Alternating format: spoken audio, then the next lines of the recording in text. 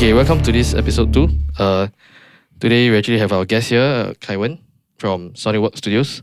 So if you all don't know, Sonicwerkz Studios is actually Sonicwerkz Productions. Production, bro. Sonicwerkz Productions, spelled with a E and a Z. Yes. So Sonicwerkz is actually a home recording studio that actually has worked with recording and producing bands such as Remnants, Kyra, Darah, Seavision, Arc, and provides all kinds of like audio engineering services.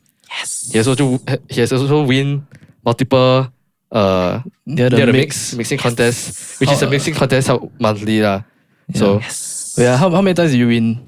I have to check my resume for that. Wow, shit, lost count already. I think got 6 or 7 times. So like half of your plugins is from All my Drumforge plugins, most of my Joey Sturgis Drummer, plugins are from there lah. sponsored by. Tune Track also. Well, that means you technically like earn back all your subscription money. Just more this, than that, sir. I think just this Tune Track one, I earned back my 1 year already because the whole bundle is like near 1,000. Oh wait, the Tune Track one, 1,000. Because the actual Superior Drummer itself is like 400, near $500. Oh yeah, Superior Drummer then is Then got the expansion. That's, Death and Darkness. Yeah, that's like 270. Then they gave the Metal Machinery and what's the other one? I don't remember the last one. What got 4? Yeah, 4 expansions. Damn, son. So Shout anyway, out to URM, yeah. Unstoppable Recording Machine. Yeah. So Near the Mix. basically, just give a quick shout out and backstory. So Near the Mix is basically a monthly subscription thing where they send you stamps for a professionally recorded song. Then you get to mix the song, and there'll be a competition at the end of the month. So Kaiwen here actually is a winner for like. So basically, there's a poll, anonymous poll, and basically everyone, the subscribers have to actually vote for their favorite mixes, and he has won like 6 or 7 times already. Yeah, throughout my we were course. just saying that the last one, he actually won like the whole bundle of Super Drummer drum software plugin. That was like the biggest prize. I think the second biggest prize was for the Architects Month. Architects, man. That was for Torpedo Reload, I think. Oh, wait. I don't see it anymore. Oh, it's with Noiview now. Oh, that's the one. Yeah, because I don't use it. I don't really use it, so might as well just. So the Super Drummer was for which artist? Suicide Silence. Oh, Suicide Silence. Tew Madsen. Yeah, shout out Tew Madsen. You're the best. Suicide Swimming pool Silence. drums. Yeah, so anyway, we'll just lead into like the first question or first topic we want to talk about. So actually, we want to start by exploring like the backstory of how you got started in this whole audio journey. Like how basically the backstory and your lore of yourself. Okay. How to get to where you are today as Sonicwerkz Must Productions. explain in greatest colourful detail. Oh, that's a very RPG nice question. Okay. So before everything started, right, I wanted to be a rock star lah, like a lot of people lah, you know. So I studied hard for O-level lah. Then miraculously I got like 10 points. Then I got into DMAT. If you don't know what's DMAT, it's like music and audio technology. I went in, I wanted to be a rock star. It's Singapore Poly, right? Yeah, Singapore Poly. I wanted to be a rock star. I go in right there, I realized, oh shit, man, the other people are too zai already. Then I'm like, I think just give up lah. Then somehow in the middle of my whole 3 years of study there, right, I found this audio thing. I sucked at it at first. Then around year 2, I think, I sort of got, got the hang of it. Then I tried to explore more. Then that was, around that period, right, we don't have a lot of resources yet. That was around 2012, I believe. 2011, 2012. Oh. I think the only resource we have was like the Chango forum and the Chango forum and Disney. Okay. and Disney forum, yeah. So all my samples were from there lah. And then the only drum sample back then was like Tune Track stuff. There wasn't any like good drums or anything like that. Yeah, this was even before like Joey Sturgis Tones. Yeah, that was like everybody was using Steven Slate samples back then. Kick 10, snare 12A. The Best combo. And yeah, so basically I gave up on the guitarist thing lah. Then I focused more on audio law. Then I hang out more on the forums than I did in school lah. So like during school I also surf and Disney forum one. But during the class. curriculum in like DMAT is was it more biased towards like the audio I technician? would say it's more to musician side of It's more things. to musician. Like they throughout the whole 3 years, the only I think we only have one module that is related to recording. So it's recording and mixing techniques, but you don't learn much there. Oh, okay. So it's really like the very basic stuff. You learn how to use EQ and learn how to compress. I think the most advanced technique there was like parallel compression and patching a distressor, but then the distressor was like spoiled one. It's not working. The LEDs don't even work. Yeah, then so year 2, then there was an assignment, I think. I don't remember which year it was, where we had to record and replicate a song of your choice. So basically you have to record from scratch, everything. You have to try to record and mix it in a way that it sounds as close to the original as possible. So that's when I learned more about mixing than I think the other times that I've been in DMAT lah. So because that was when I learned how to experiment with stuff. Right. Okay. Yeah, so in DMAT they don't teach you like how to break the rules. They teach you a certain way you have to do certain things. Like I mean in general it's like that here lah. Okay. Then I want to ask like, so for that module about the mixing, right? yeah. Were there any exams or? No exams, but you just have to show off your product and that's it. That's like the coursework. So that product was that cover thing. Yeah. the So packet. every semester you get a different thing, but it was that particular assignment where I learned the most because I'm very anal about myself, like quite professionalism. So like not a lot of professionalism, like I got very high standards of myself. So, Perfectionist. yeah, very perfectionist. Then so I cannot settle for anything not an A last time. So I I force myself then I learn in school. They don't teach you stuff like reamping and stuff like that. So I had to learn what is reamping by myself because I don't have the like the studio times are all shared by the whole course, right? So they give priority to like the people doing FYP and stuff. So sometimes we cannot book, then we no time already.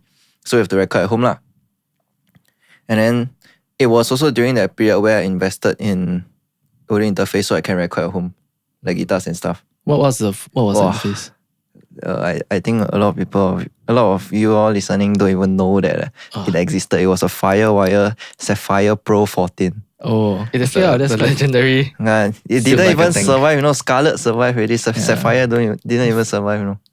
We still got our Sapphire. So Yeah, so that was a very shitty interface by the way, but it got me through lah. Not too bad. It got me through lah. Then yeah, so I had to record the guitars at home. Then because I don't have amps last time, I only got one like Black Star, the HD5 I think. Yeah.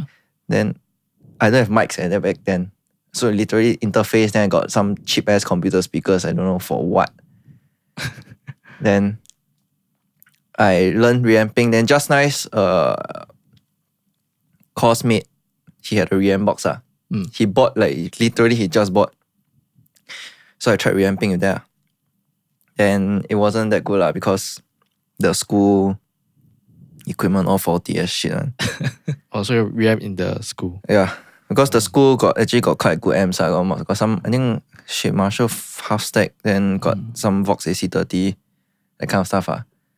Better than what I had. Back then also don't have a lot of amp sims available. Yeah. I think we only had Amplitude, they did a poll. Lopo, then Maybe got the PV and- PV Revolver, Revolver. that kind of stuff. But then it didn't really suit the things that I did. What was the song that you chose? For that song? It was Alley Gardens Supernova. It's like a J-punk thing. Okay. Yeah, okay. And Japanese mixers all very bright and like hyper compressed. Then I had to go for that vibe lah. So I think I used the AC30 for that. But then I don't know if it's the studio thing or like the patching thing in the studio lah. The signal that came out from that the DI, right, that goes into the amp, right, the reamp signal lah. It's just noise, white noise. And then it was basically unusable. So I just crank it louder and louder. Then got some signal better than nothing. Yeah. Yeah, then after that, the mixing is very trial and error. So I did a lot of weird, unorthodox things. Like EQ moves you see already, you also will like crucify me for it and that kind of stuff. Yeah, and it was also the first time I sample replaced something. Ooh. So you actually did like live drums? Yeah, we had to do live drums. Always a must. Yeah, because studio can record, so they make you do. So But who drummer- played the drums? Like, Oh, shout out to Fireweed. Oh, Fireweed is my Fireweed. drummer of choice. he was the same batch as you? Yeah, Nice. best drummer. No wonder. Fireweed. Fireweed. I love you. So did you? What's the grade for that assignment? Oh, glad you asked. It was nothing short of an A. Ooh. That was my only proud achievement. I think for the whole 3 years, my recording and mixing techniques was all A lah. Sick. Yeah, I don't know if their standards low or I'm good lah, but I like to think that I'm good lah, but maybe standards just low lah. But actually, what kind of other modules are there other than the recording? We had music theory, musicianship, which is like performing stuff, and then we had to learn keyboard in year 1, like keyboard skills. I think that's what they call it. And then we had to learn Asian music. Asian ethnic music. Yeah, so like Indian stuff like that, Chinese stuff. We had to go watch concerts on that Wow. for an assignment, Then write a report on it. Then we also had electronic stuff. Like creating synthesizers from scratch, like some programming stuff. It's called what? PD, pure data or something like that. Oh, is it make the synthesizer? Yeah, so it's literally like normal programming like Java, that kind of stuff, right? You got this blank sheet, right? Then you literally had to code your own synthesizer out. Oh, wow, okay. Yeah, but it was Interesting. hell, man. We had to do like random drum machines. Drum machines. Yeah. Wow. So can you make any like plugins from that module? No. I only can make like random drum sounds. And then drum sounds. Or like random arpeggiator. No Sonicwerkz tones anytime soon. Maybe soon. Maybe. No. Maybe. All the plugins all made already. I cannot make any more new one. Yeah, trying to understand where like the value of like your whole poly education, or where do you see the value it provide you lah? Definitely not the education side, but it's more of the connections, I guess. Because through this whole DMAT, I met a lot of people lah. Shout out to my current girlfriend, my girlfriend since poly. Yeah, Wow, always with me. Very good. You're the best. Then I met people like Billy, Fireweed. And my lecturers, they're all quite supportive also. Yeah. Then it's because Singapore music scene very small, right? So and then DMAT is like full of musicians, as you know. Yeah, true. So when we all come out, right, everybody like you go to Bay Beats, you see people playing already. It's just you know them lah. Then they know you, they know what you do, what you're good at basically. Right. Yeah. So it's not like after graduation then you just become strangers. I know some industries like that one. Yeah. Like that's quite true. they think of you as competitors, but I feel like here, right, everybody is quite. I mean, there's still some competitiveness here and there, but I feel like in general it's very close knit in Singapore. Nice. Actually, that's what we like in the first episode. We also talk about like the drummer community quite close knit. Especially, I think it's quite evident in like the smaller demographics. Then you really get a very niche down in certain areas.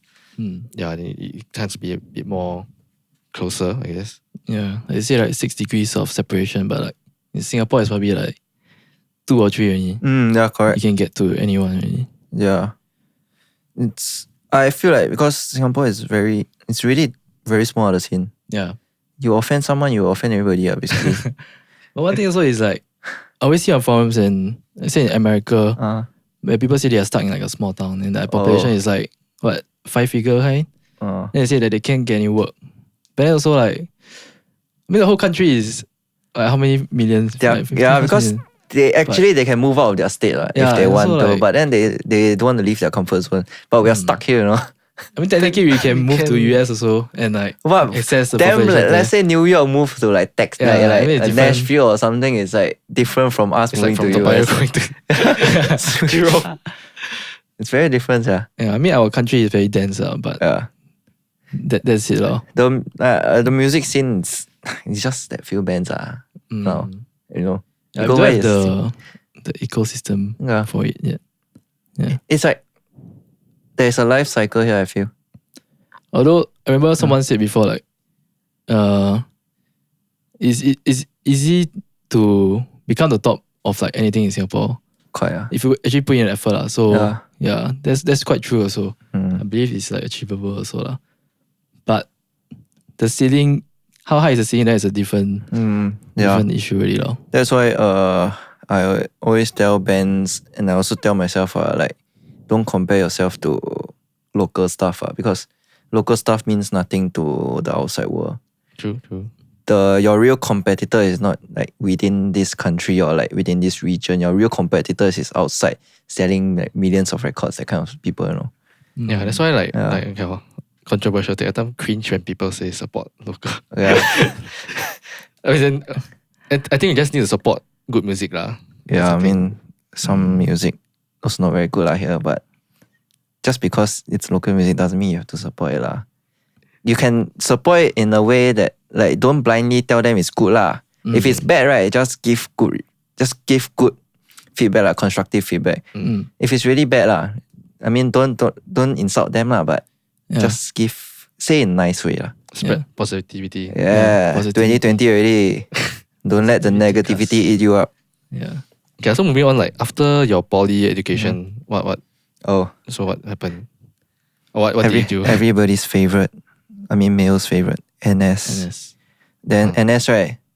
I was lucky I got posted into a stay out unit. And then that was when I did my first real record. I got a gig to record this Chinese rock band because I know the guitarist. And that was my actual first paid full gig where I was responsible for the whole thing. And then it was very stressful because of NS and everything. So I had to grind very late hours. And then I had to learn how to edit on my own also. Back then I didn't know how to edit. So I learned how to do sleep editing on Reaper by myself. I mean, it was an album song also.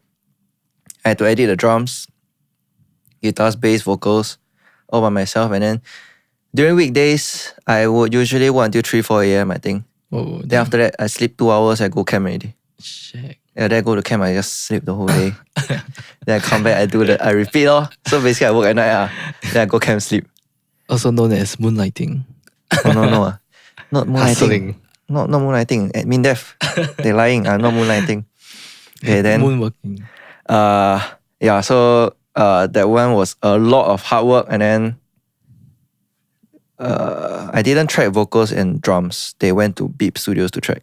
Oh, okay. Because back then I didn't have like mics and shit like that. So I only had like guitar DI, So you Countryman. Then I wasn't good at mastering back then, so I suggested to the band. And then I think they got a budget for it also. So I suggested to them send it outside for mastering. Then I think they sent it to Troy Glessner, the guy who did August Burn Street and stuff like that. Oh, okay. Yeah. Then I thought his master was quite good, better than I could ever do. So from then on, I'm like, if you all got budget, if bands got budget, try to send outside. Although now maybe different. Now I'm more anal about stuff. Okay, then after that, right, I think the next band that I did was like way after already, because that whole process took few months. Because everybody working, then I got NS also, so I only could track on weekends. And then by the end of it, I was near ORD already. And then after ORD, I was working like part-time for Luther Music.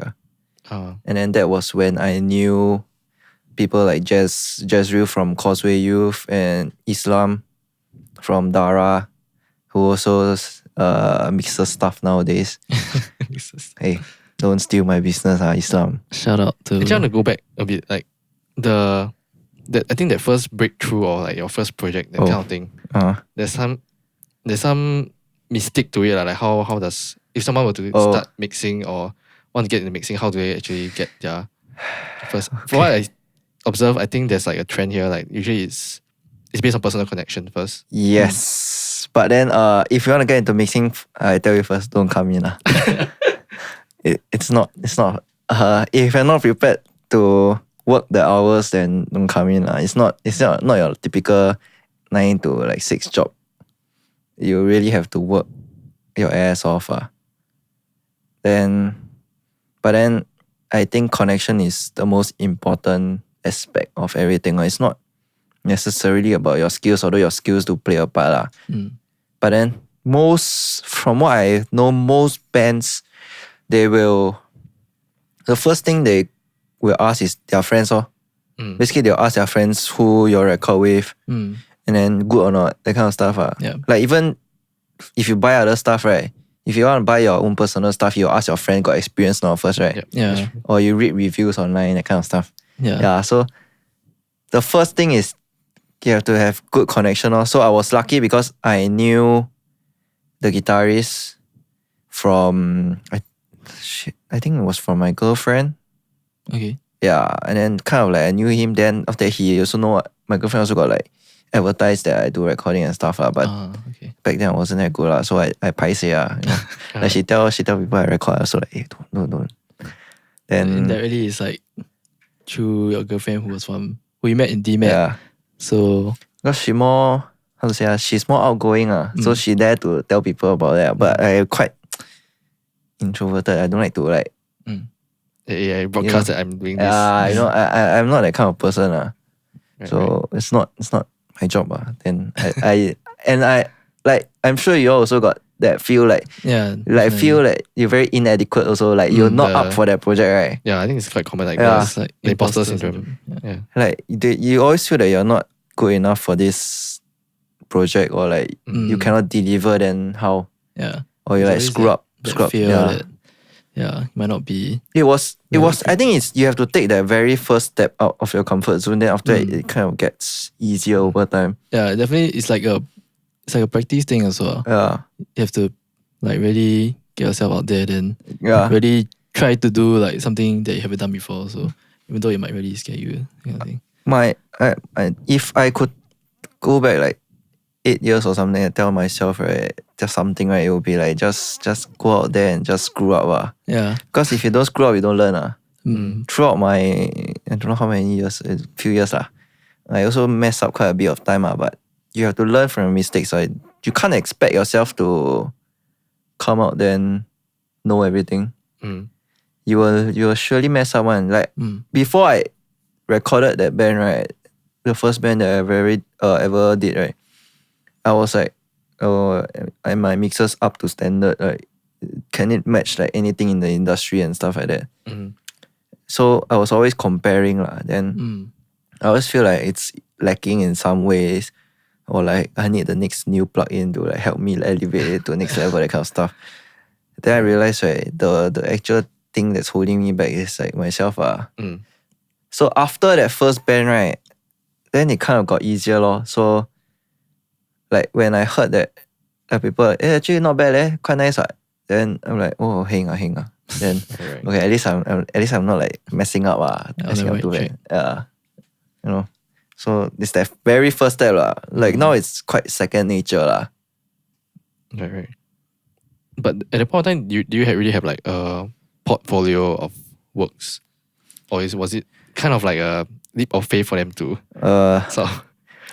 if you count like random covers you found on the internet as portfolio, then actually, I think it counts also. But it was mostly like random MIDI drum shit. I think I heard before like some of your SoundCloud clips. Yeah, it's all the SoundCloud. Oh shit, and I need to delete. Oh, not SoundCloud. It's very bad. But is it still up? I think so. No shame. I mean, everybody starts somewhere, so I listen to my screw ups. Nice. Then I think one good way, right, to help yourself improve also is to like just put your mixers out there. Especially if it's like on like those stem sharing groups, right? If people put something, you just post out there, then you just ask people for crits and stuff.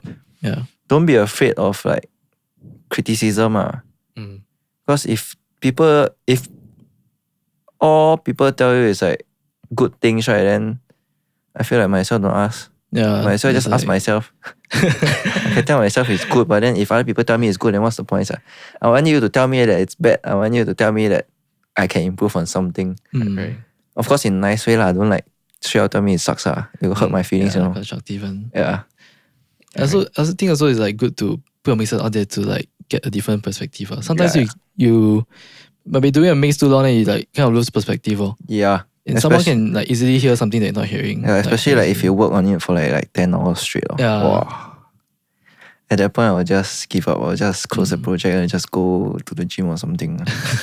I'll just give up and I'll not mix it for like 2 days. Nice. Yeah, so after education, you like work for a while as I would say freelance and part-time because during NS, I was also working for Luther Music. Right. Doing live sound gigs. Back then, because if I were to just keep my income on like recording gigs, I cannot survive once. Like one band in a year. Right. Yeah, so live gigs was the one that kind of pushed me, like helped me push through. Yeah. Shout out, actually, if you want to hear something that he makes live, you can check out No Rest for the Very Babies 2019. Yeah, so he did live sound for that. Yeah, and I think I'm also gonna do live sound for Causeway Youth 18th January, I believe, at same place, Esplanade. Nice. Yeah. Nice.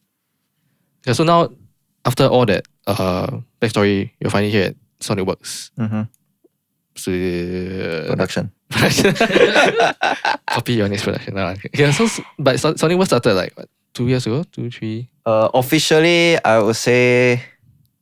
I also don't know. Asking me these kind of tough questions. Oh my god. Okay, but I know it's a few years. It's around. I think it's around either near the end of my NS or like after my NS.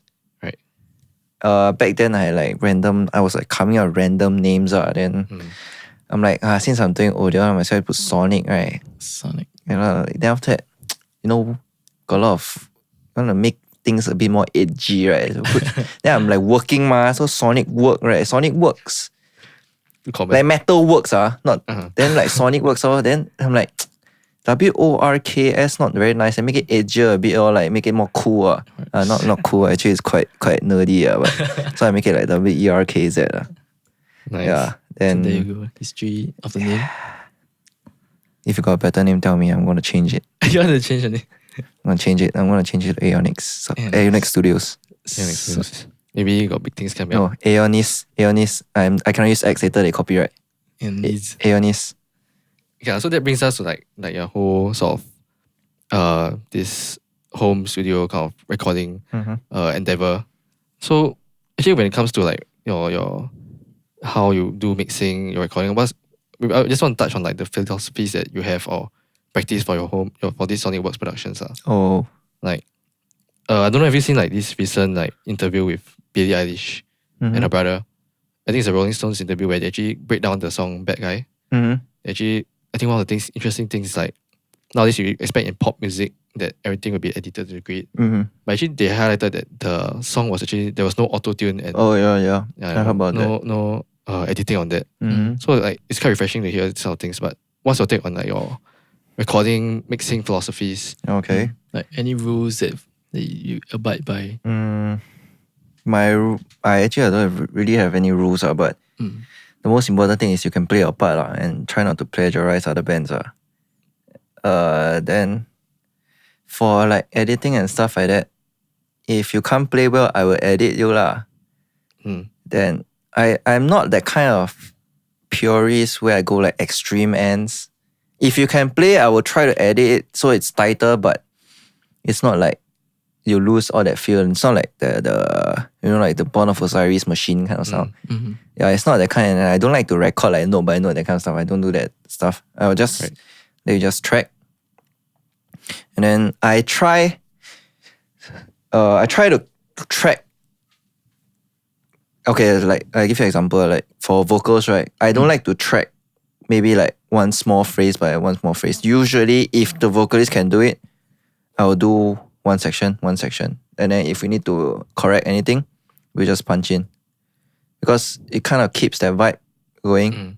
So one section is like one whole verse or like Depends on how long it is, but at least like a for whole like sentence. singing stuff, right? Like more rock stuff, yeah, I will just do verse, record, few takes, pre-chorus, chorus.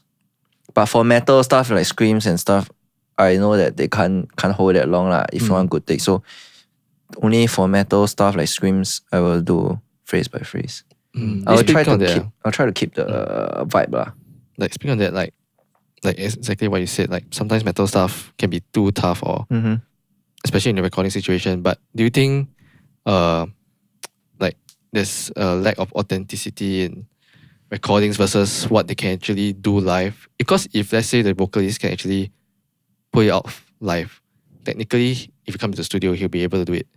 But through recording, as you have tools that you edit, so are we kind of like pushing like the lines of where the authenticity of music and like cheating is?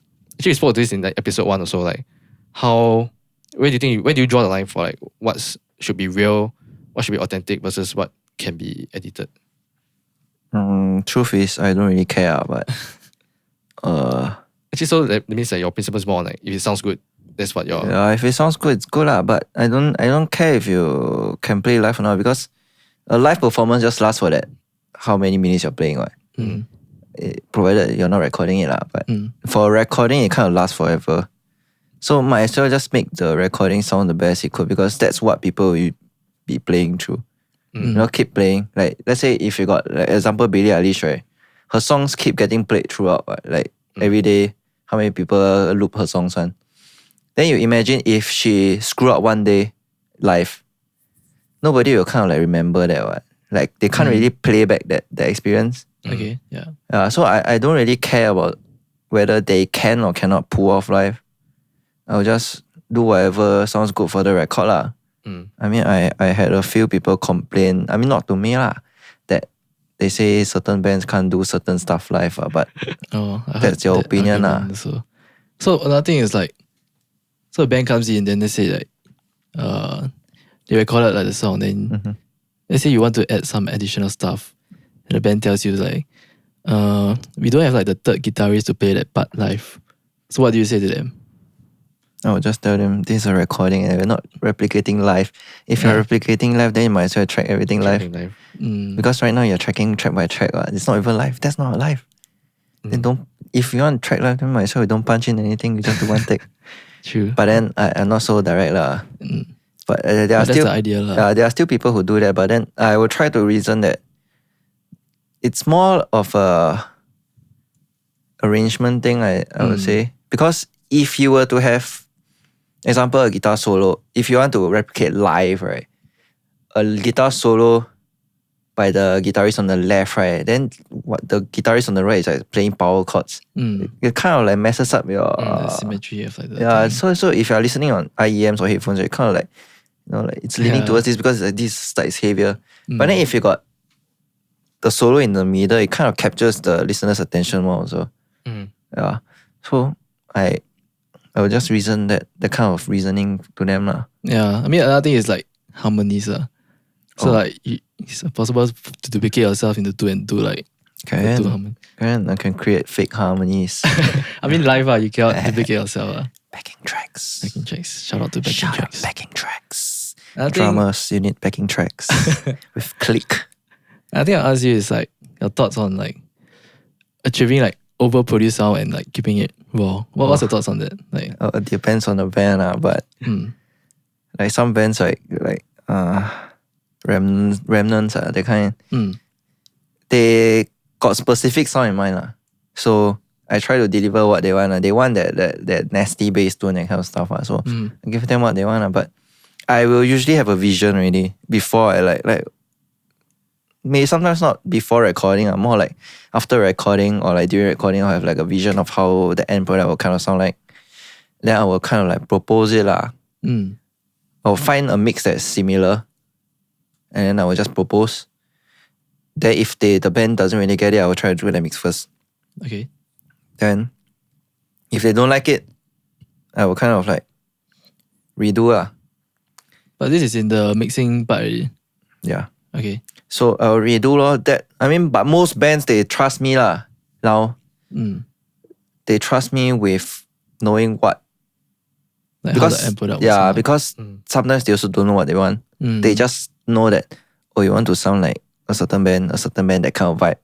So, like example, Knock Loose, a different shade of blue, right? That kind of raw vibes, right? You want to sound like that, then means you know, like you have to go very heavy on the guitar work, Then if they want like a super Andrew Wade kind of sound, then it's, you know, it's very very tight, very produced sound, So, yeah, lor. Actually, on this, I think like okay, I want to like sort of PSA this thing. I think bands that go to a certain mixer to do a mixing or recording, they should they should sort of expect that, or should trust the mixer to actually deliver what the mixer wants to, or rather what his taste that leads him to what he wants to mix. Yes. Rather than trying to, if like you want a nolly kind of sound, go to then Nolly. yeah. Just go to Go Nolly. Nolly itself Don't lah. come to like random $100 guy and ask him, we want you to sound like Nolly. If you don't sound like Nolly, we're not gonna pay you. It doesn't work like that. You can't expect. It's like, I want you to cook like Gordon Ramsay. Cannot, right? Cannot be, what? If I want to eat something like Gordon Ramsay, only he can cook, what? Just because you follow the recipe doesn't make you Gordon Ramsay. Yeah. So like, in other words, it's like mixing is kind of like it's an art. Yeah, it's an art and style itself. So it's like kind of like painting. Like each painter has his own like painting and his style. So each mixer also got his own style. So you can try to make him like deviate from his normal style, but it will not end up like how he's used to. Like if you're a big Nolly fan, right, you listen to all his mixes, right, the snare just sounds the same, just the Nolly snare. I mean, it's quite characteristic in other mixes as well. So it's like you can't expect Will Putney to give him that to get that snare sound. It's just a Nolly thing, you know. Nolly and Matt Halpern thing. Yeah. Same thing, you can't expect Nolly to mix like Will Putney because Will Putney just mixes that way. You can get close. Like I know Buster was very close to Brian Hood's sound at one point in time when he was like learning how to mix. Oh. Yeah, then he almost snatched his client, by the way. Then yeah, but then afterwards he also got his own sound, and then people started going to him for his own sound. So it's you can like show them mixed references, but I would prefer not to have bands that insist they want this 100% of this band's sound. Yeah, because like it's impossible. Yeah. I mean, if you are going to a guy that's new, then maybe because he probably haven't developed skills to get his own sounds yet. But then for people that has been doing like a few years, right, you kind of got your workflow, you kind of got your sound already. You kind of know the balances between each element. You know what works, what doesn't work for your workflow. Yeah, then you want someone to suddenly stick to a Nolly tutorial on YouTube, doesn't work that way. Like sending the masterclass to you. Yeah, you doesn't just mean you send me the masterclass doesn't mean I will become Nolly in one day. Right. Lucky nobody sent me. Hang. Okay, I'll send you later. No. Okay, so I think the other thing that I want to touch on is also, I think sometimes people have this misconception of like the role of the producer, the mixing engineer. But like for yourself, as you do mixes for your own Sonicwerkz production, where do you see, how does the role of all this, like, do you just take on the heads of everyone, or how does it work? Usually what kind of like bands come to you? Do they just do recording only, or do they expect you to act as the producer role? Usually they come in, I think they don't really have like their own, actually most of them they come in, they just want to record their music. But then if I hear something is off, or if I hear that something can be improved, I will just suggest to them. So I think unknowingly I will just kind of like put on the producer hat also. Right. So like I will just tell them this section, maybe we need to like double track, add another lead and kind of stuff like that. And then they will just try. Then if they end up liking it, then good. If they don't, we can always delay it. But then there will always be certain bands that are like resistant to change. So if for bands like that, I will try not to touch their music. Like I mean, I'll ask beforehand if I can add stuff or not, or like if I can make suggestions. If they don't like it, if they are like too attached to their music, I would say, then I will try not to touch the music. I'll try to keep whatever they want. Okay, but like how far will you go to like let's say you really like vibing with this track, but you think like if you use like some major rearrangement, that it will be like even better song. Like I think how far will you push that? I think so far I don't really have a problem with that. Yeah. I never experienced that before. I mean, I won't go all out of the way to make them like rewrite the whole section. No. Thing. But what if you got I like personally believe also like if it's a good song, right, the song will mix itself. Yeah. But if you are given a bad song with bad arrangement, I go to just bite the bullet and just I'm just gonna do what you want and then I'll give suggestion, but if they say that's the final files I'm getting, then I'll just try to mangle the audio. Like I mean I got some files before, like the bass wasn't sustaining enough. It's like EDM shit lah. The bass wasn't sustaining enough, so what I do, I just distort it all. So it kind of sounds like Billie Eilish. That was a few years back. So you have to like kind of like make do with what you have. Which actually I want to lead into like this whole part. Like if bands were coming in to record, what are some of the things that you would expect them to, or you would want them to sort of prepare first before like coming in for recordings? Finish your songs first before coming in. I'm saying this on behalf of everybody recording here in Singapore. There's a very bad habit of people coming in to record without finishing your songs. Right. And number 2 is change your damn strings. I mean, you can tell me change your strings, but if I see that your strings is the same as last week, then that's not new. You tell me you never play, also not new, and it's like 2 weeks old. Right. And set up your instruments. And come in with an open mind. I think that's most important. Don't come in like... I know nowadays like recording very convenient like interface very cheap. DI box very cheap. You can just record at home. Right. Then like what's the point of us anyway? Like we're here just to earn your money, that kind of stuff. But no, don't think that way, I mean, everybody can record home, but then the difference is we are outsiders. You all are like kind of like in your own band, so you kind of got this tunnel vision already. Yeah. And then you'll be like anal to the point where you lost all objectivity, usually lah. I mean, I'm sure you all track yourself, you also kind of like mess up before, right? Actually, other way around. Whereas I track myself, I like very lazy. Different. So if I really want to make a record that is good, I'll probably get someone else to like check me as well. Oh yeah. Or like really just, I think the benefit of like having someone to really push you is like, is probably something that they want to have as well. They know like if they get their friend like to record, then I mean your friend John can maybe do it like $50, but then can your John deliver 10 times the quality?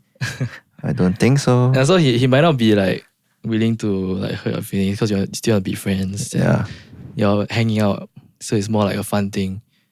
But so when you go to like someone who is actually doing this for a living, they also have like their reputation at stake. Yes. So they have to achieve a certain quality and they have to push. So that's one of the benefits of like...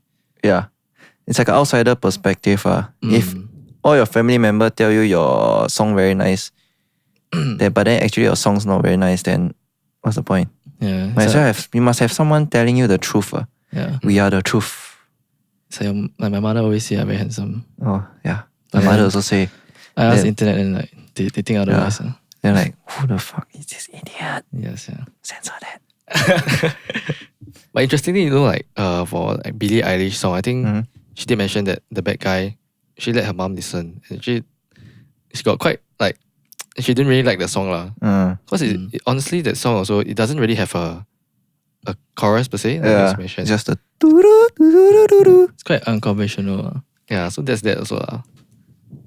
And so speaking on that, like you were saying that actually recording now is quite easy, right? You can just get interface. But I think not all people know that, or rather what pre-production is. Especially that's ironic where the entry to recording is so low already. But we really go prepare and do pre-production for your songs and everything. It really does help the process, but I don't know what's your takes on pre-production? It's best to have at least a demo. I mean, I don't really care if it's like a multi-track pre-pro you do at home or what. It could be like a live jamming thing. I just need an idea of how things sound. It's not like I don't want you to like come into the studio, then you just tell me, oh, tempo is 128. I'll just start recording. Then I'm like, I don't even know where you're recording. I don't even know what I'm recording. I don't even know how the song sounds like. So at least give me like a reference. Yeah. Even a shitty handphone recording in the middle of the jamming studio is fine. Yeah. I just need, at least that counts like a pre-pro. You kind of got this full idea of the song. Yep. And then if I listen to it, I can kind of tell where to add stuff, where to change stuff. Better than not having anything. Right. So shout out to the bands that give me the pre-pro demos. Yeah, Best. shout out. Yeah, y'all can record home one. I know who you are. You also know who you are. And also, if you're like lazy to like get like record yourself, just go to like Tone House and just Tone House request can, to get a multi-track recording that sounds just jam in the room and then you can just record. It's not like you won't know you're being recorded also. Yeah. You record No and then give you pressure. the files. No pressure one. Yeah, because on that, I think like really the whole song, I was saying before, like the song really makes itself. If you really get a good song arrangement, you see where are the highs and lows of the song, like really which part builds up, then and also hits like your breakdowns will really hit your impact. That one really it kind of really can make or break the song. Yes. No amount of mixing can sort of fix a poorly structured song. Yeah, arrangement number one. Yeah. Songwriting also. I think I want to shout out to like last time we used to record we recorded like television songs. I personally think they do have really like good song structures, which in itself really will sort of guide how the mixer will actually want to mix a song. So I think pre-production really helps to sort of give a picture, paint a picture of what you want to achieve first. Then after you realize that this part is not hitting hard enough, you need to add more layers, that kind of thing, then it kind of helps to prepare that whole portion. If you have a demo, it's also not just for like the producer or engineer, it's also for you. Because sometimes you all can just listen back and think about it. Like, is this part good enough? This part not good enough? Then you can change. Then you'll record a few versions, you can compare. Yeah. Yeah, so actually all of that, right? Then I just want to lead into this next part of the question is like operating as a home studio, like we also Aeonix Production, it's kind of like a home studio also. Actually, it is a home studio. So but we are a commercial studio. Just that Definition of home studio. Just that we are stuck in small rooms. Yeah, we are better than commercial levels. Yeah. So there's this I guess there's some perception towards home studios, but I don't know what's the take on like in this day and age having a home studio, recording in the home studio as opposed to like really going to a real, I won't say real studio, but a full-fledged facility. Like typical commercial places. Don't kind of like burn your pocket if you want to record. I mean, you can get good results from home studios. Not gonna lie. I mean, results speak for itself. Aeonix also, lah. Don't have to explain much, but sometimes just because a place has gear doesn't mean they are good. So doesn't mean they will fit your product. And if you have, the more gear you have, in my experience, right, the more gear you have, your knowledge on how to use the gear isn't that good. Because you got so many things, right? It's kind of like jack of all trades, master of none. So you kind of know you got all these colors, right? So you're gonna use a bit of each. But then you don't know how to use each color to its full potential because of how much gear you have. That's what I've experienced most of the time. So might as well you just go to this guy that has this limited palette, but then he knows the tools damn well. Yeah, so I'm not advocating for home studio recording because it comes with its cons also, like random neighbor hammering and stuff like that. But it's cheaper. It's, I would say, less pressuring because more practical also. Yeah, more practical, less pressuring. It's more accessible. Yeah, like sometimes because commercial studios, they take in a lot of work, a high volume of work from like commercial work and stuff like that. So they might not be able to give you 100% attention also. And I feel like that is one of the more important things. Like, at least in Singapore, I know they don't really let's say you book a studio, a commercial studio record, they don't block out this whole date for you. So let's say you are gonna do a single, right, with pre-pro and everything. In the US, they will actually block out this full date for you. But then here in Singapore, they don't do that because of how expensive it is to live here. Yeah. So we have no choice. We have to take on different jobs. And commercial studios, so they kind of like overlap each other. So your project, halfway maybe they got another project. Yeah. So they cannot give you the 100% attention. Home studios kind of can give you that attention because our volume of work not that much. Sometimes, sometimes really a lot, but most of the chances of us giving 100% attention is higher. I know I try to focus on one band before I move on to the next. Yeah, so I think that is one of the more important points. But I'm not sure if is there any commercial studio in Singapore that focus only on music? Most is also do post-production and have TNT. Okay. I mean other than jamming but I don't think there's any other studio that only does music. Full music don't have. I don't have. Even Noiville also they do audio posts and stuff like that. Commercials. I mean that's where the money is to pay the rent and the employees. That's where the money is. I know. Yeah. So it's a very sad reality. That's why I tell you all don't come into mixing. Positivity 2020. Sorry. Come into mixing. A lot of money to be earned. Music. It's the next finance course. Actually, in summary, I think there's home studios do have a part to play in the whole sort of music production ecosystem. Yeah, it's accessible for more musicians because a lot of musicians are broke students.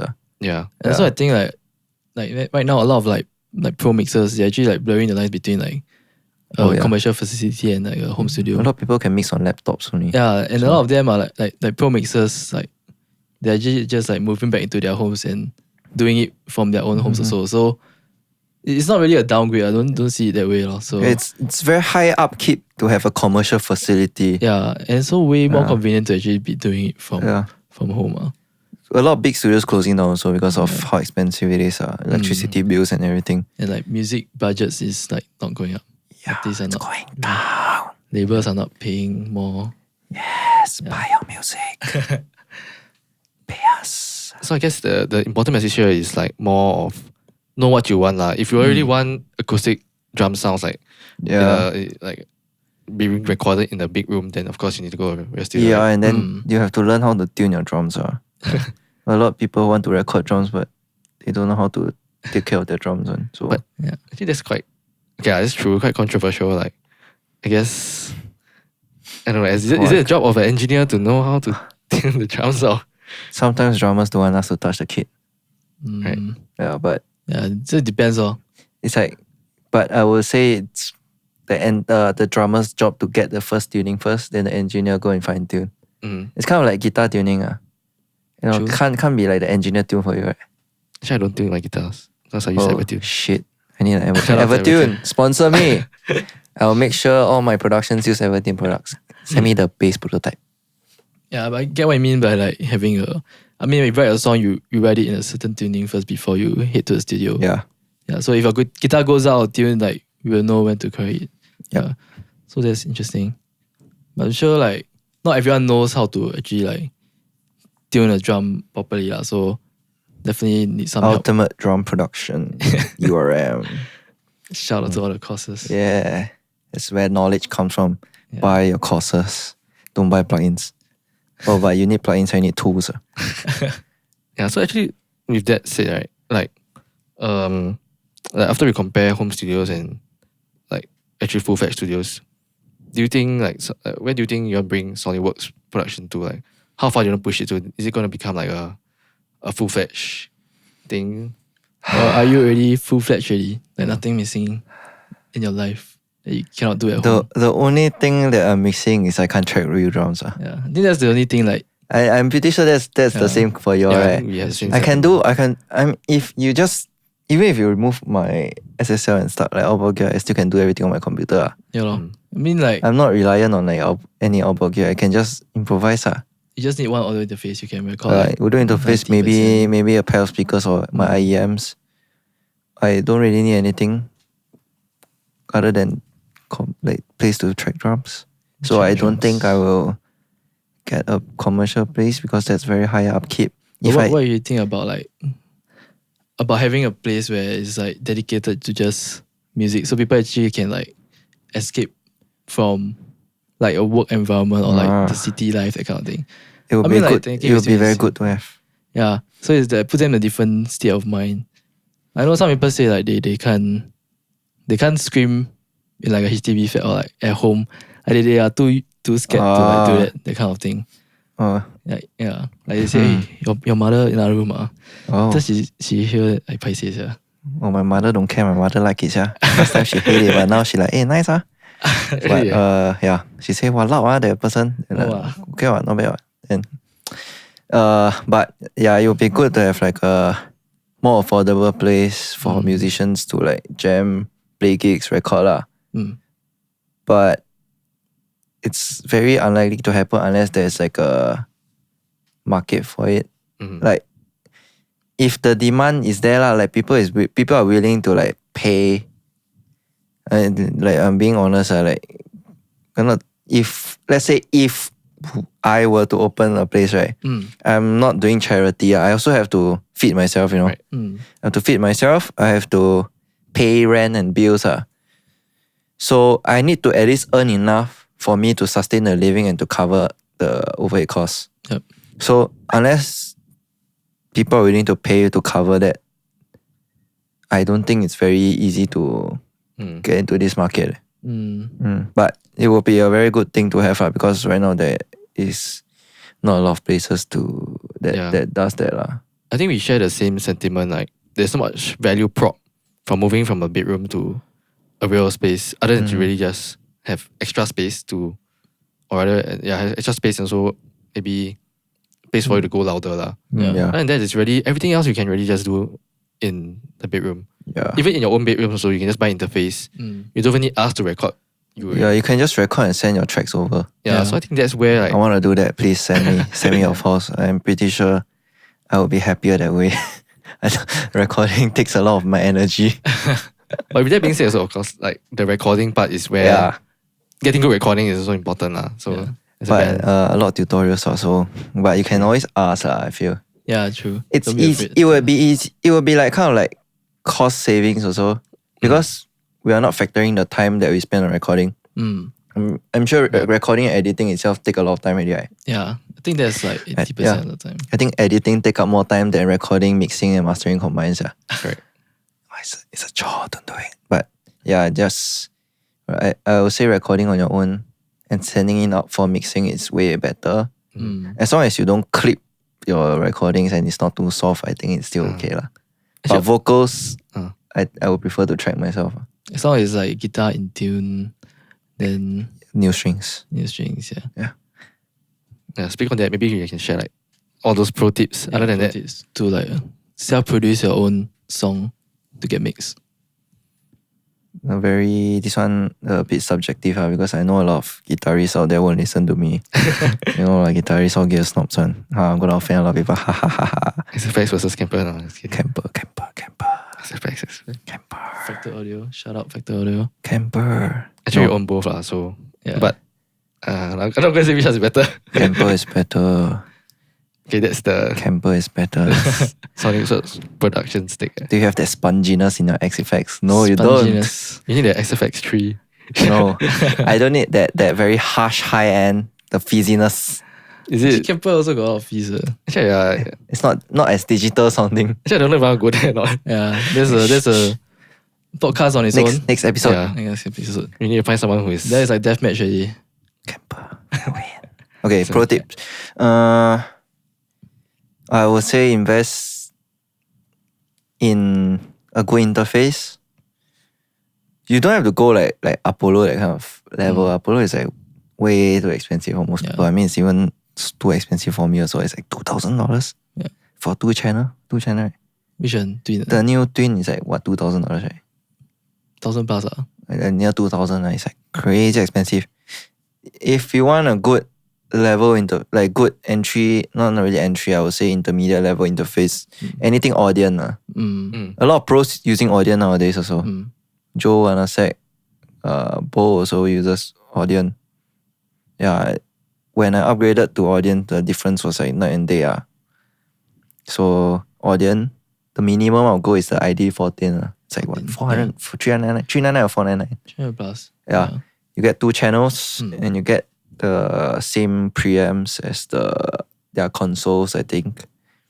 And then with that, you got a good guitar, you got good strings, new strings, good cable, right? You basically can track yourself already. Just make sure you're not clipping, your levels are not too low. And then play in time. In tune. Yeah, in tune is the most. In tune, yeah, in tune. Timing I still can change, but in the tuning, I don't want to melodyne your guitars. I did for bass before. Bass okay. Bass still can. But then like once you play chords, then like it goes like bonkers. Yeah, the worst is like octave chords. It's like octaves. You need to tune. You need to if you are playing like things like octaves, right? You just go and tape the strings that you don't play. Yeah. I go crazy with tape sometimes. So like I will go and tape all the strings except for the 2 strings that you're playing. Yeah. Speaking on that, I think the muting technique thing is it's like honestly it's a skill in itself to really know how to mute properly. In the studio, it's not like live. In live, you can just get away with a shitty technique, but in studio, right, it gets amplified like 100, 1,000 times. Yeah. It gets super loud. So don't be offended if like if you're going to a recording engineer and he's every single got a bit of ring, got a ring there. I say retake, don't be offended because we're super anal about the kind of things. Yeah, and some guitars, for some reason, they get like metronome bleed on. The pickup. Like microphoning. Actually, I think like on the sustain, sometimes I can hear the metronome. Then I had to go and RX it out. Oh my god! Actually, that one I think it's just by nature that the sympathetic resonance. I think so. Sometimes it's microphoning. I realized one time is the guitarist had his phone in his pocket. Oh. Then I can keep hearing this like ticking sound, like tick tick tick tick. I thought it's like his watch. Cause I can't before like watch. You put the bridge there. The ticking sound you can hear. But it's a handphone, like you on 3G then you hear the thing. If it's like pick up here, single coil can pick up. So don't put your headphone in your pocket if you're checking. Yeah. And so the tuning thing, that one is like tuning is everything. Just tune your guitars like every 2 takes. But the problem is you need a good setup also and you need the right strings to match the thing. I think nowadays a lot of bands going lower and lower. Yeah, if you're playing drop A sharp, at least please go for at least like 60 or 62 for your low A sharp on stand. Get an Evertune. Oh yeah, Evertune, but who sets up Evertune here? But actually everything is quite easy to set up. Yeah. But I thought going larger gauge, you just need the different blocks. So the benefit of everything is you don't need to go larger gauge. Shit. Yeah. So you get super light, right? But it's still... But you need to at least reach the tension so you can hold the spring. But yeah. You can go really floppy but still stay in tune. That's the benefit. Honestly, I really hate like thick strings. I freaking hate the sound of like... Oh, my drop C is like 12 to 60. 60. Wow. 12. To me, sounds too dead. But I'm changing it to drop A sharp since most bands track that now. Yeah. I really just can't stand the loss of brightness in like thick strings. Yeah. When I track this, it's like quite dull but because it holds the tuning. It holds the tuning Yeah. Just YouTube your string gauge or Reddit. Everybody gives you good guides. On Reddit, really? Yeah, Reddit got some forums they ask for recording what gauge to use. Like drop A sharp or what, then they'll tell you certain numbers they usually go to. Or you just go and find those Ask Me Anythings from those big bands. Like Wage War. I know Wage War uses like 80 on the drop A sharp.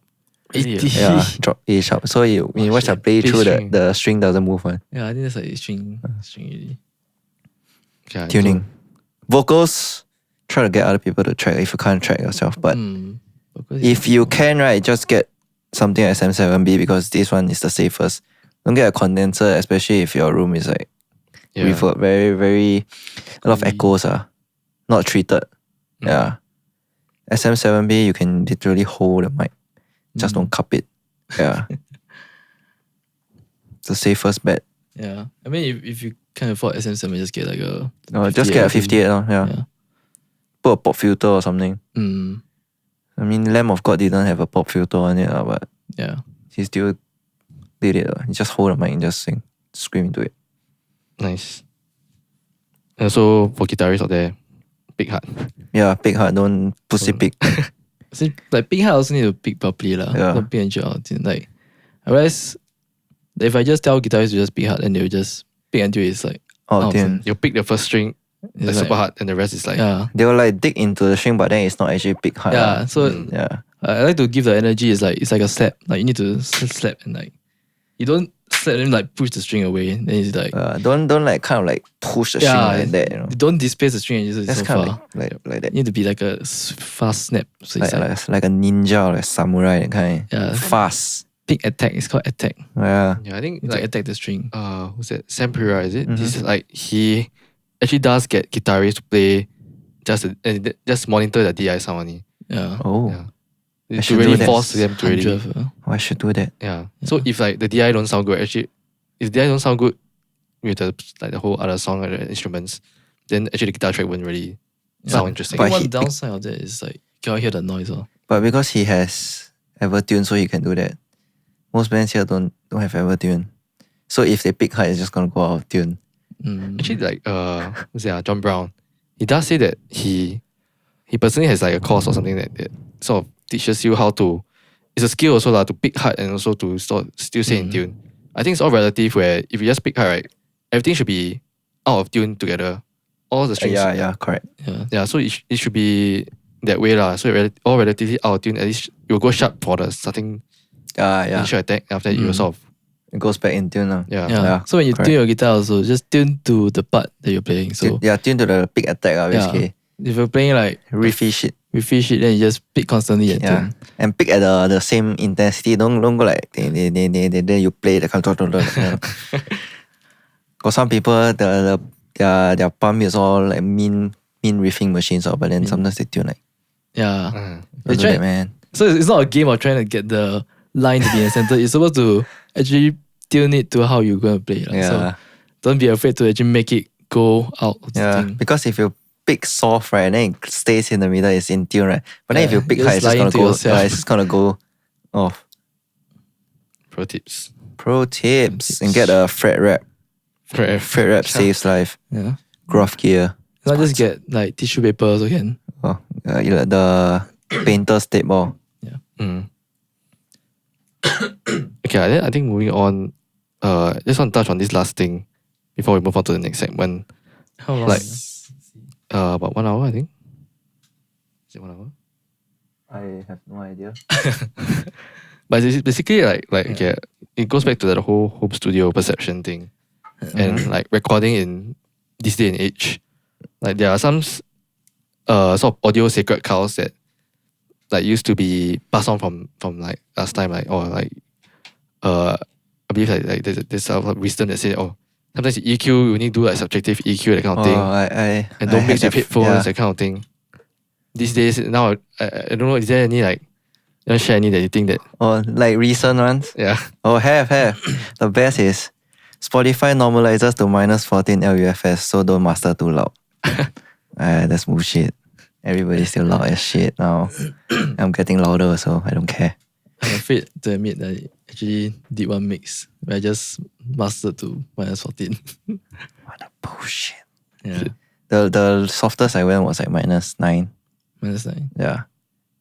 And I think it was already quite loud to the band. Yeah, but usually I go to like -5 LUFS, -4.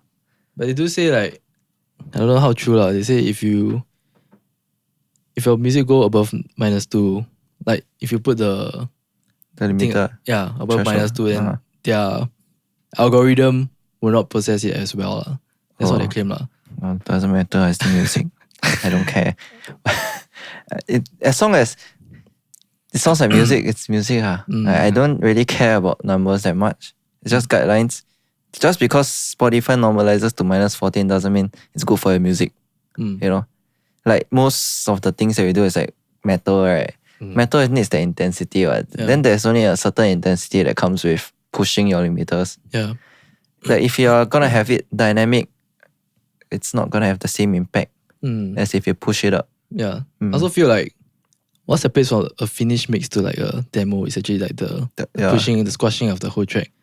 So if you're making like a demo, you definitely have that a lot of that dynamic range, right? So only when like a mastered track you hear that it's getting squashed, you feel that it's like a finished product. Yeah, it just pushes everything forward lah. Yeah, it's like, all part of the finished song. Like normally, like your mix itself, right, the snare will definitely poke out. The snare will just be like the most annoying thing ever. But then after the mastering, right, usually it just sits in nicely already. Or if your snare is too soft in the mix, then it's just gonna get lost in mastering. That's the first thing that gets gone. Then guitars will be the loudest thing next. Guitars will just come out in volume. Well, I remember you go watch the new Real Partney near the mix. Yeah. His snare and kick hitting the limiter, like, whoa. -9. Yeah. -9. So like, imagine without the limiter, it's so much in your face. So no rules. Last time I was stupid. I went to the internet and they tell me cannot boost or cut more than 3 dB. So I did that shit. Then I thought I can bend the rules a bit, so I put like 5 EQ doing 3, 3, 3. I thought I was smart. Yeah, I know I was stupid. Then I saw internet say boost 600 Hz on snare for the extra smack. I boost 600 Hz. Wow, sounds like shit. I thought it sounded good. Stupid. Because the internet said so. Yeah, internet is always right. Yeah. Like us, we're always right. Yeah. But trust us. Don't trust. Yeah, so that's that lah. I think secret. What about like the headphone earphone mixing thing? I mean, you just got this beautiful. Oh, shout out to shit. See? URM. Oh, you got a URM logo one? Yeah. Wow. If you use the student discount, you get the URM logo one. Oh, they force you to have it. Yeah. If you don't want it, can request. I don't know. I think only customs can change. Oh. The universal, they all made like that already. Yeah. So one side is URM, one side is the Empire Years. Okay. But I used to mix. Okay, before I changed to Amphions, I was using MSP5 and NS10. Then back then, because if for those that don't know what NS10 is, right? NS10 is like the shittiest piece of speakers you can never buy. The white cone in the black box. The original white cone in the black box, not the CLA 10s. But it was like super mid-rangey, but the good thing about them is because they're closed box, so their transient response is very good. And I use those for mixing along with my sub pack. So the sub pack takes care of the subs for me. And then because I get fatigued so fast, right, then I can't really tell if I'm mixing correctly or not. So back then I trust my headphones more than the NS10s. So I don't really hate headphones. There is a place for them, but I won't rely 100% on them unless I'm forced to. So like if I really can't trust this pair of speakers, then I'll just get a headphone that I trust. Just put them on there. I know already lah. But let's say like you get a choice to choose like a 5,000 monitor and a untreated badly sounding room versus a $1,000 headphone. Oh my god, that's a very tough choice. I think I'll choose speakers. Really? Okay. I can monitor soft. Monitor soft. But then the room most is still there. Just soft. I just put the speakers at it. Near few speakers. Headphones. But I think I'll just still choose speakers. Speakers to mix on. Yeah, speakers will be my first choice. Unless I really no choice, then I'll just get IEMs. IEMs. Because headphones kind of... So far, my headphones, they all lack in something. And I don't like Sonicwerkz on them. I kind of like dial things up too much, then I make things brighter than they should. Yeah, true. Yeah, so just get a good pair of IEMs or like these Empire Ears. Yeah. Shout out. This discount code. Join URM. Be a student today. Actually, I got a very controversial thing. Actually, I like a lot of my sort of hobby mixers, I just mix on like a Dell computer speaker. Okay, what? It's actually like one of my... It doesn't sound... The speakers... I know the speaker sounds... I know how it sounds, so I actually know how to get like sort of mixes in the ballpark with that speaker. Yeah, that's the most important thing. Yeah, it's so... you have to know what you're mixing on.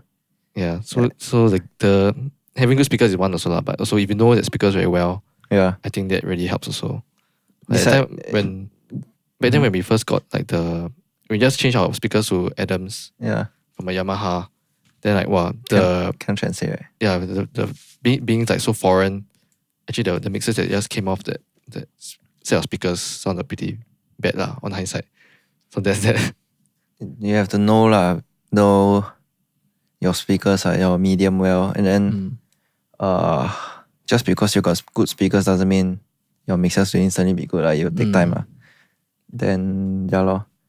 And like the NS10s also is like the same concept as using crappy speakers, right? If you can make things sound good on crappy shit, that means it's better on better shit. Also, that's why people still use NS10s and what's the cube thing called? The mix cube. Yeah, mix cube. Yeah. So know your speakers. But buy good speakers. Don't buy the cheap ones first. If you want, just invest. If you got the budget for like a medium, like kind of like a middle ground, right? Just go for that. Don't cheap out and just buy like the cheapest HS5 or what. Yeah. Just buy like somewhere in the middle, Dino Audio or something. Yeah, just buy something you can afford that is within your range. That is at least something decent. Don't like buy cheap and then upgrade like 2 years down the road. Yeah, that's one of the. Just buy not expensive lah. Buy slightly something that you know you will upgrade to in the future. Just make one good investment and just use it. Right. Yeah, I think that's about it for the at least the sacred cows that needs to be killed. There's probably more lah, but yeah. But I hate all the loudness things. But I don't care. I just make things. Loudness, sample rate things. More is back. Yeah. No, actually, it's never been gone. Yes, it's never gone. It's never gone. You go to Spotify, go settings, you can just turn off the loudness normalization. You cannot turn off on YouTube though. YouTube, never mind. all the loud ones sound the same anyway. Yeah. Because the thing about YouTube is they don't turn up the soft ones. Yeah. So if your music is soft, you lose out. Yeah, that's right. And if you think about like if you want your music like for the pop side, right? If you have music to be played at like venues outside, right? Like for road shows and stuff like that, right? Then if your music is comparatively softer to like other pop stuff, right? Then it doesn't catch as much attention, right? Yeah. So like example, if Billie Eilish, I know Billie Eilish stuff also quite loud. Then suddenly your stuff, right, is like -14. Then go to your next song, then you cannot hear what your song is about. What? So might as well just make everything loud. Loudness wars. Right. Okay, so with that, actually I'll move to like this just recommendation portion. I don't know if like any like sort of gear acquisition that you've gotten in the past year or so that really has, I don't know, been a game changer for you. Number one is ambience. Speakers. Yeah. It's the most important thing.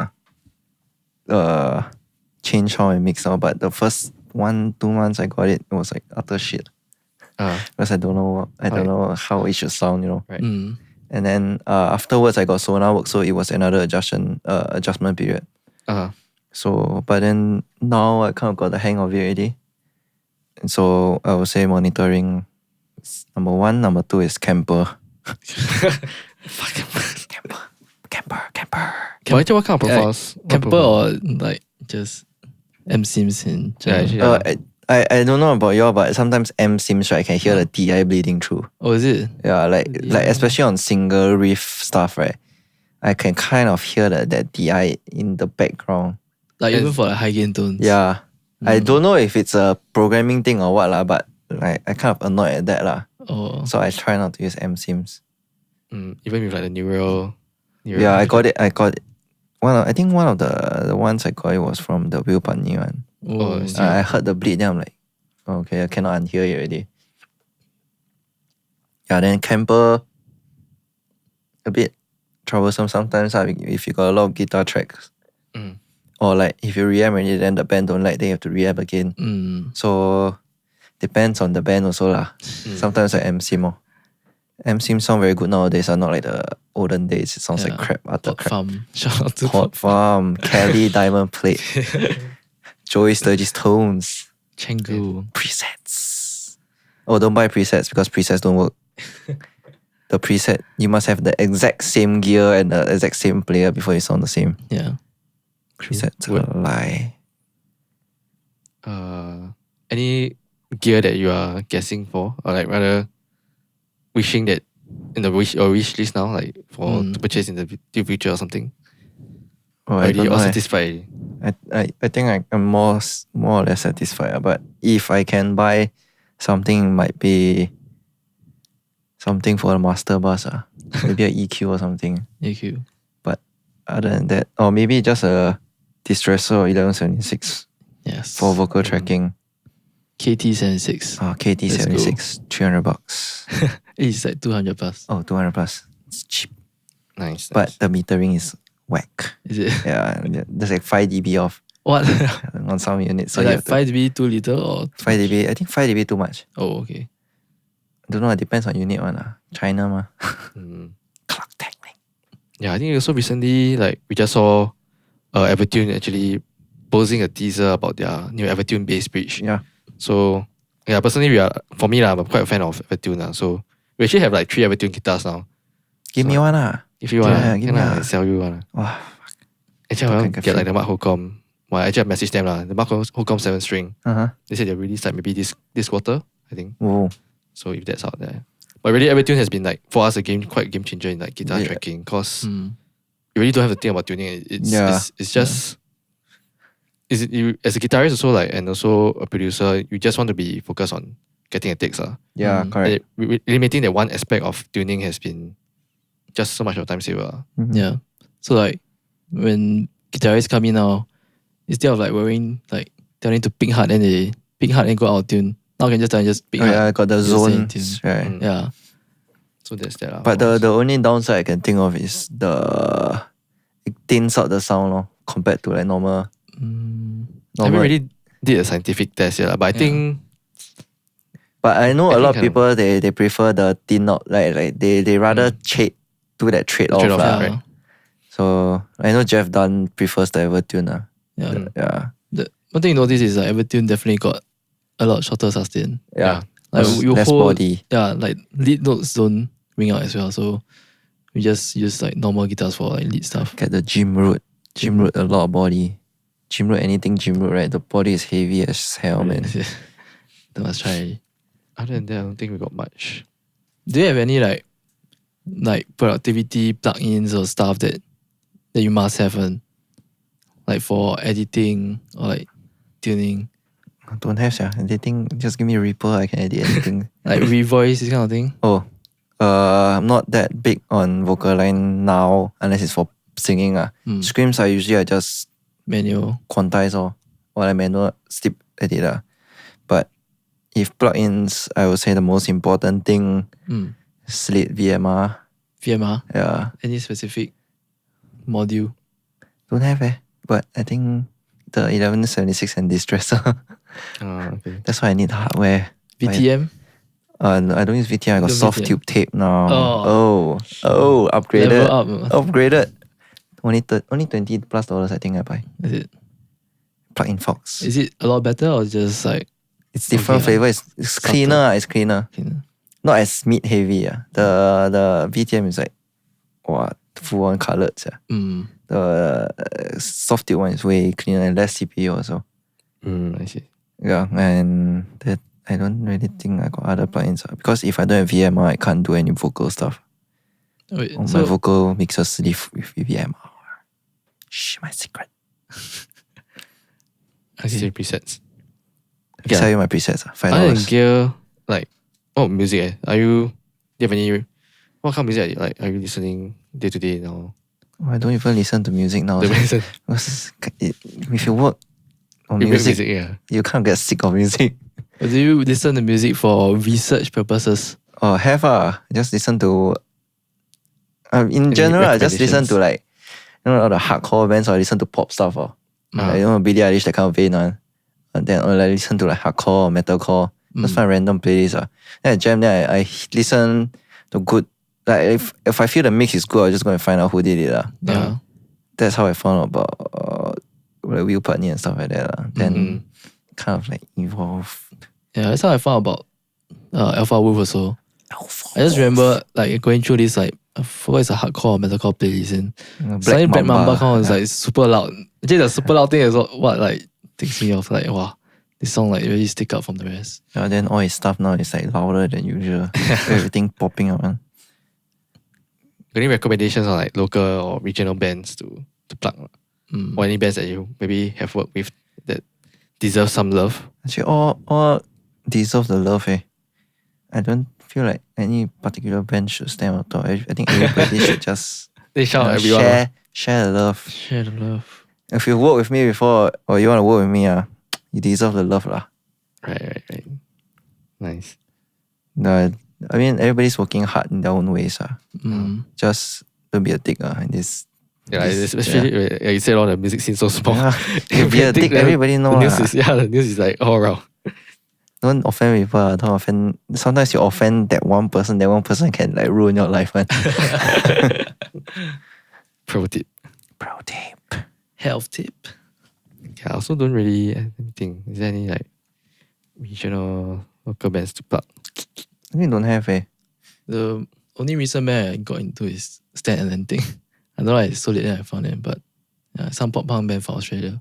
Actually now Australia really killing it. They're just producing all the good bands.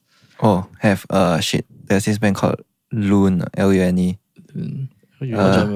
Australian also, like kind of like Alpha Wolfish. Was it? They got Buster to mix. Ooh. And it sounds heavy. Lune. Okay. Go and find the song Manipulator, I think. Right. Wow. Sick. The new Fijaja mix from Buster also damn sick. Yeah. That one, what powers, yeah. But all his mixes sound the same lah. All the drums all sound the same. Most the Buster sound. That sound. Yeah, It's a taste thing lah. It's the Buster sound. Like you like the snare to be like wow, this 200 hertz kind of thing. Then after that smack top end. I know the samples he uses. So if you want it, I sell you. I sell you the info. It's not cheap. Really? Yeah. I know, really. You don't custom make them, man. No. He used some widely available products. Oh. That you or me might own. Okay. I heard he's near the mix also really got his sound. Yeah. He always used the same samples. Later is on. Right click, drum template. His cymbals also he always use the same library. Cymbals also. Yeah. That specific library. I don't want the name. I'm gonna sell the info. Yeah. Maybe we can check out the Sonicwerkz Productions web store. Maybe you can see it's down for a while because of weeks, but if you want you can just message me lah. Okay. DM me. What's your Instagram handle? Sonicwerkz Productions. Okay, I think that's so kind of wrap up for the recommendation, but I don't want to do the game segment. Shit. Do separately. Okay. Just wrap this. Yeah, so I guess that brings us to the end of this like sort of podcast. If you're going to get recommendations for like future guests to bring on this podcast, just hit us up on like Instagram lah. Yeah, or just drop a comment on YouTube or something. Yeah, and we also need more recommendations on like local bands and regional bands that y'all think are cool. Just shout out your band also can. Don't paise. Yeah. We check it out. What kind of bands you want? Any band. Any good music. Yeah. Pop, rock, hardcore, metal. Yeah. Anything unique also. Like stand out from the crowd one. Yeah, also if guest recommendations also. You got any interesting personalities, you can just hit us up and try to get in touch with them. Will Putney, yeah. You get Will Putney on the podcast. Yeah. Hey. He's on the other podcast before. Fly him here. Oh, a bit. Got no budget lah. If you want to donate to us also can. Hey, hint. Sponsors. Sponsors maybe. Shout out to potential sponsors. Cakewalk. Bandit. We're using Shure microphones. Yeah. As you can see. Authentic SM7B. Beta 58A. SM58. Must emphasize on authentic. And then we're using... it's not fake. It's not the China fakes. Don't worry. We have on-stage mic stands. Very sturdy. Shout out to Little Music for it. Nice. And camper at the back. Audio Technica headphones. Audio. Empire ears. Okay, I think that's about it. Right. See y'all, I don't know, next week. Peace.